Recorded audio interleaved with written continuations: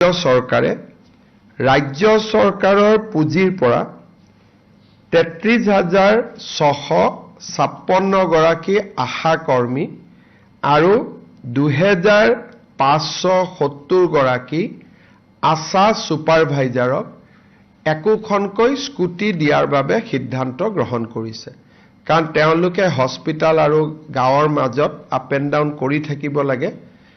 তেওঁলোকৰ যাতায়াত বহুখিনি যাতায়াত কৰিব লাগে। সেইকাৰণে আমি তেওঁলোকক আশা এক্সপ্ৰেছ যেনেকৈ আমি ASRLMত কাম কৰা জীৱিকা সখী বাইদেউসকলক সখী এক্সপ্ৰেছ দিছিলোঁ, এওঁলোকক আমি আশা এক্সপ্ৰেছ দিম, যাৰ জৰিয়তে 33,656 গৰাকী আশা কৰ্মীয়ে একোখন স্কুটি পাব আৰু 2,570 গৰাকী আশা কৰ্মীয়ে আশা সুপাৰভাইজাৰে বা আশা ফেচিলিটেটৰে 2,570 গৰাকী তেওঁলোকেও চাকৰি পাব।